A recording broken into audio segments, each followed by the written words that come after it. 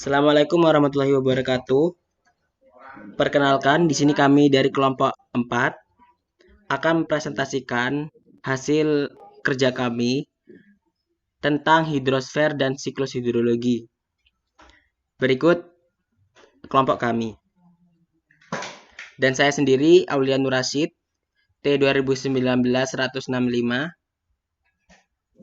Dan rekan saya. Dan saya Lutfiatul Hikmah, T 2019-163. Langsung saja supaya tidak memakan waktu lama, kepada audiens diharapkan untuk menulis pertanyaan. Persebaran air. Air tersebar di belahan bumi. Kebanyakan air di atmosfer dan kerak bumi berasal dari air laut asin dari samudera dunia. Karena sekitar 78% wilayah bumi yang merefleksikan biru sebagai perairan, atau 2/3 bumi diisi oleh perairan. Yang berikutnya yaitu pengertian dari hidrosfer. Hidrosfer adalah lapisan air yang ada di permukaan bumi. Kata hidrosfer berasal dari kata bahasa Inggris hydrosphere. Hydro berarti air dan sphere berarti bulatan atau lingkup. Jadi, hidrosfer merupakan lapisan air yang menyelimuti bumi. Hidrosfer di permukaan bumi meliputi danau, sungai, laut, lautan, salju atau gletser, air tanah, dan uap air yang terdapat di lapisan udara. Selanjutnya kami akan menjelaskan mengenai siklus hidrologi. Adapun yang kami jelaskan meliputi pengertian, kemudian proses terjadinya siklus hidrologi, kemudian macam-macam siklus hidrologi. Yang pertama yaitu pengertian siklus hidrologi. Siklus hidrologi adalah siklus air yang tidak pernah berhenti dari atmosfer ke bumi dan kembali ke atmosfer melalui tahapan yang panjang.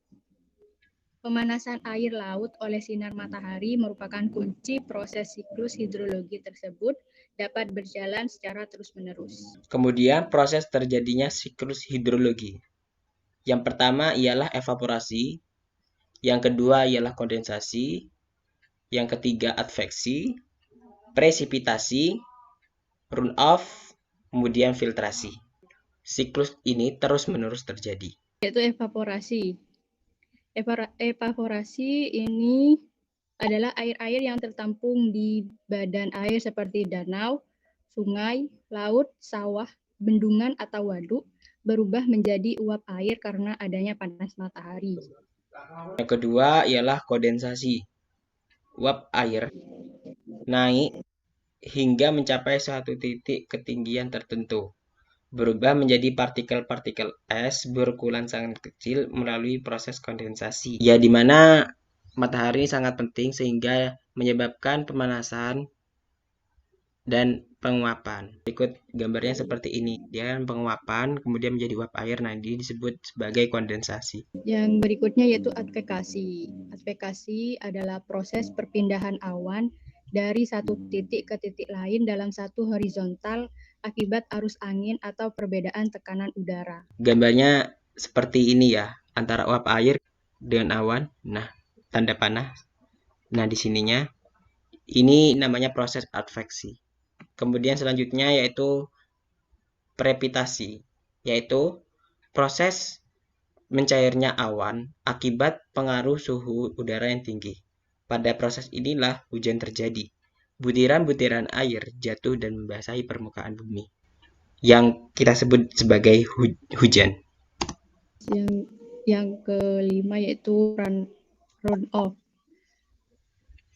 Runoff atau limpasan adalah suatu proses pergerakan air dari tempat yang tinggi ke tempat yang rendah di permukaan bumi. Yang keenam ialah infiltrasi. Sebagian kecil di antaranya akan bergerak ke dalam pori-pori tanah, merembes dan terakumulasi menjadi air tanah. Macam-macam siklus hidrologi itu ada 3. Yang pertama yaitu siklus pendek, yang kedua siklus sedang, dan yang terakhir siklus panjang. Pengertian siklus pendek. Bentuk skemanya seperti ini ya. Mulai dari penguapan, kemudian kondensasi, kemudian hujan, nah turun seperti ini. Pengertiannya yaitu Siklus pendek adalah air laut yang menguap melalui proses kondensasi, berubah menjadi butir-butir air yang halus atau awan, dan selanjutnya hujan langsung jatuh ke laut. Jadi siklus pendek ini hanya terjadi pada laut saja, di mana penguapan dari laut itu kemudian menjadi awan, kemudian turun lagi. Nah, itu namanya siklus pendek. Selanjutnya siklus sedang. Siklus sedang itu yang pertama penguapan, habis itu terjadi kondensasi, dari kondensasi terjadilah hujan, setelah hujan, air hujan kemudian diserap atau yang disebut dengan infiltrasi. Ya, diserap ke dalam tanah-tanah ini. Sedangkan pengertian siklus sedang itu adalah air laut yang menguap, lalu dibawa oleh angin menuju daratan dan melalui proses kondensasi berubah menjadi awan, lalu jatuh sebagai hujan di daratan dan selanjutnya meresap ke dalam tanah, kemudian kembali ke laut melalui sungai-sungai atau saluran-saluran. Kemudian siklus panjang, di mana siklus panjang ini sangat kompleks ya. Misalkan dari evaporasi, kemudian kondensasi, kemudian adveksi, ini ya evaporasi, kemudian menjadi kondensasi, yaitu penggumpalan, kemudian dibawa oleh angin menjadi adveksi, kemudian pun menjadi hujan, kemudian infiltrasi. Nah, begitu sampai menjadi hujan es atau salju.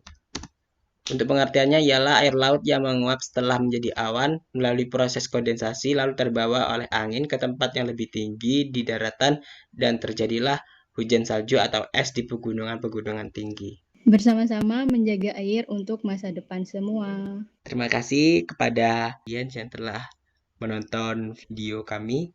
Kurang lebihnya kami mohon maaf. Wassalamualaikum warahmatullahi wabarakatuh.